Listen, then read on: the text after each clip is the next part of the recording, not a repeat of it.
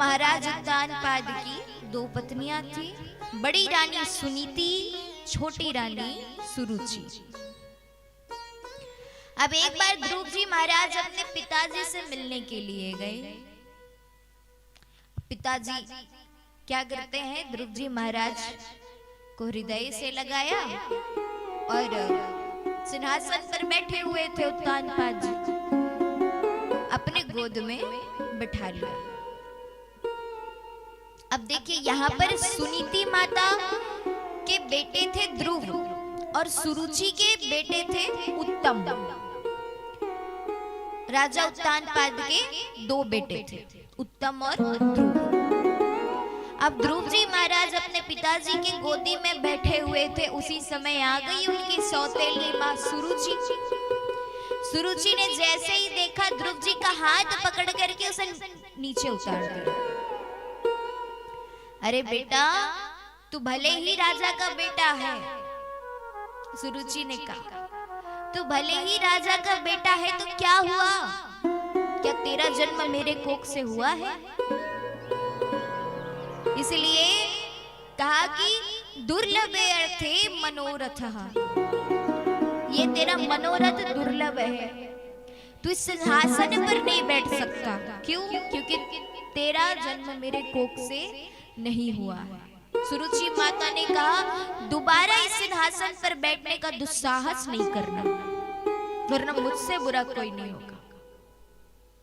ध्रुव जी महाराज ने कहा, अच्छा मैया, मैं केवल इसलिए नहीं बैठ सकता कि मैं तेरा बेटा नहीं हूं, और अगर मुझे सिंहासन पर बैठना है तो बताओ मैं क्या करूं?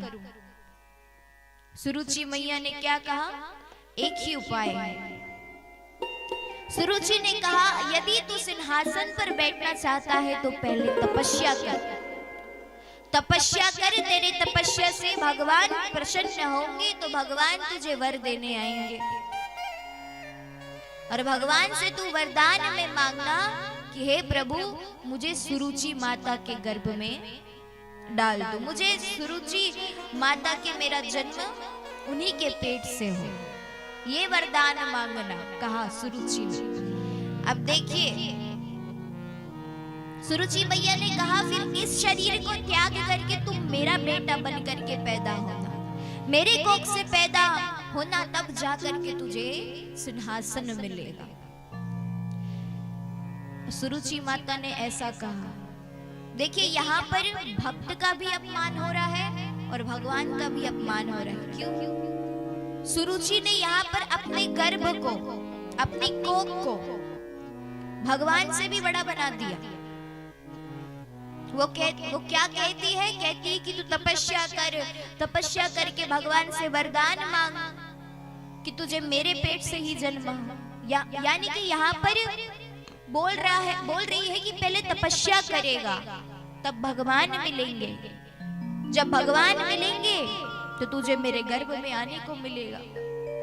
सुरुचि माता ने यहाँ पर भक्त का भी अपमान किया और भगवान का भी अपमान किया। वो ये दिखाना चाह रही है, ये बताना चाह रही है कि उसका गर्भ भगवान से भी ऊपर है, जो कि हो नहीं सकता। भगवान तो सबसे ऊपर है। ध्रुव जी महाराज को बहुत बुरा लगता है इस अपमान को, घूट के पी करके रोते रोते गए अपनी माता सुनीति के पास। माता ने पूछा, क्या हुआ बेटा, क्यों रो रहे हो तुम? माता ने पूछा। अपने हृदय से लगा लिया सुनीति माता ने, क्या बात हो गया, किसने तुम्हारा अपमान किया, बताओ मुझे। लेकिन यहाँ पर ध्रुव जी महाराज तो बड़े रो रहे हैं, इतना रो रहे हैं कि वो कुछ बोल ही नहीं पा रहे हैं। इसलिए उनके दोस्तों ने पूरा वृत्तांत सुनीति माता को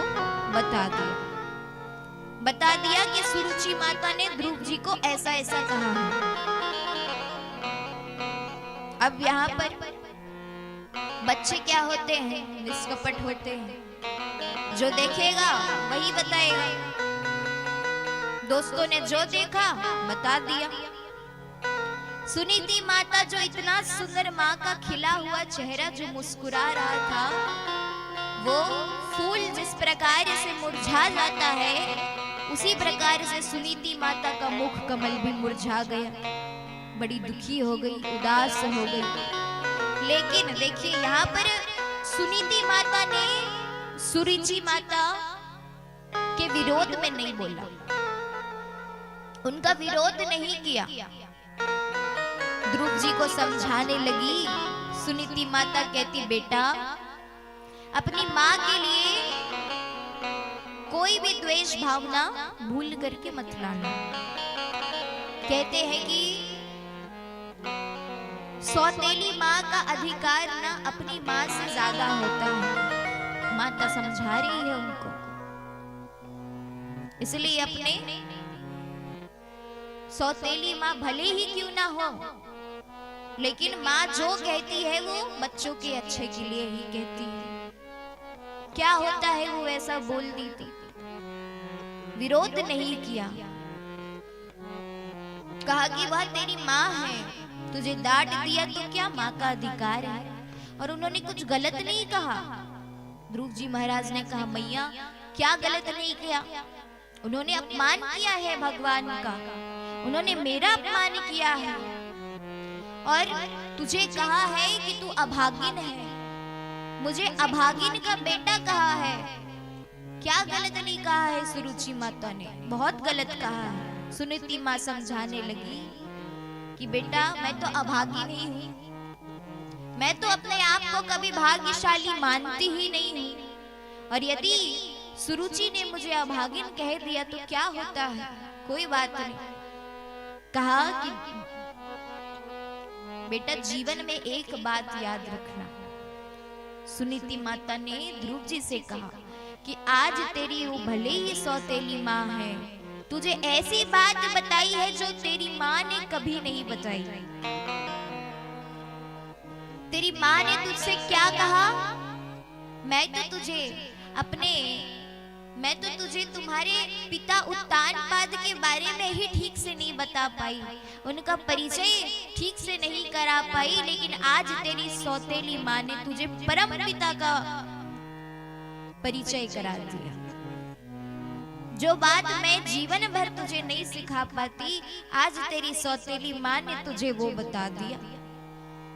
वह परम पिता के बारे में प्रदान कर दिया, बता दिया और कहा कि वही परम पिता की कृपा से तुझे ऐसा पद प्राप्त हो सकता है।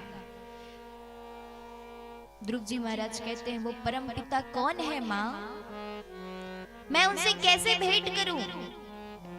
सुनीति माता ने बड़ी सुंदर अपने बेटे को समझाया, अपने बेटे को सही मार्गदर्शन दिया। देखिए कहा जाता है कि माता पिता ही बच्चे को संस्कार देते हैं और बच्चे बचपन में ही संस्कार ग्रहण करते हैं। बड़े होने के बाद बच्चों के अंदर संस्कार नहीं ग्रहण करते। जब बच्चे छोटे रहते हैं ना, बचपन में ही वो संस्कार ग्रहण करते। तो माता पिता जो उन्हें सिखाएंगे बच्चे वही सीखते हैं। माता पिता जो करेंगे बच्चा जो देखेगा घर में होते हुए वही वो सीखेगा। और यदि मान लीजिए माता यहाँ पर अपने बच्चे को बड़ा सुंदर ज्ञान दे रही है, बेटा झूठ नहीं बोलना चाहिए, झूठ बोलने से पाप लगता है, झूठ बोलने से सजा मिलती है, और एक दिन वही बच्चा आपको फोन में झूठ बोलते हुए देख रहा है, उसको क्या लगेगा, मेरी माता बस बोलती है, करती नहीं है। वो भले ही मुझे बोल रही है कि झूठ बोलने से पाप लगता है, झूठ बोलने से सजा मिलेगी, लेकिन ऐसा कुछ नहीं है। ऐसा रहता तो इनको भी सजा मिलता। बच्चे के मन में तो यही आएगा कि हाँ मैं भी समय आने पर झूठ बोल सकता हूँ। तो जो बच्चा देखेगा वो सीखेगा। माता पिता यदि उनको अच्छा संस्कार देते हैं, अच्छा सीख देते हैं, तब जाकर के बच्चे के अंदर अच्छी संस्कार आती है। यदि बच्चे को सिखाओगे कि बेटा बड़ों का प्रणाम करो, और आप उनके साथ में बड़ों का प्रणाम कर रहे हो तो बच्चे को लगेगा हाँ मेरे माता पिता भी प्रणाम कर रहे हैं, मैं भी करूंगा, तो अच्छी सीख देंगे ना, तो वो अच्छा ही सीखेगा। सुनीति माता ने कितना सुंदर सीख दिया, जाओ बेटा जा करके उस परम पिता को प्राप्त करो, जाओ जा करके तुम तपस्या करो। दे दिया। ध्रुव जी महाराज ने कहा कि वो कहां मिलेंगे, भगवान से मैं कैसे मिलूं? सुनीति माता ने समझाया कि भगवान एक जगह नहीं रहते, भगवान तो कण कण में रहते हैं। कहा कि हरि व्यापक सर्वत्र समाना, प्रेम में प्रकट हो ही मैं जाना। हर जगह भगवान है, कड़ कड़ में भगवान विद्यमान है। यदि तुम उनको प्रेम से बुलाओगे, उनकी प्रेम से भक्ति करोगे, तो वो कहीं पे भी प्रकट हो सकते हैं। कहा वे विष्ट व्यापनोति सकलम जगदेति विष्णुः। ध्रुव जी महाराज ने कहा, पूछा अच्छा माँ सब जगह है तो दिखाई क्यों नहीं देते? भगवान यदि सब जगह है तो क्यों नहीं दिखाई देते? माता क्या बोलती है, हर वस्तु दिखाई नहीं देती, हर वस्तु दिखाई नहीं पड़ती। अब देखिए जैसे कि फूल है, फूल में सुगंध होती है, लेकिन सुगंध दिखाई देती है? नहीं देती। दूध के कड़ कड़ में क्या है? घी है।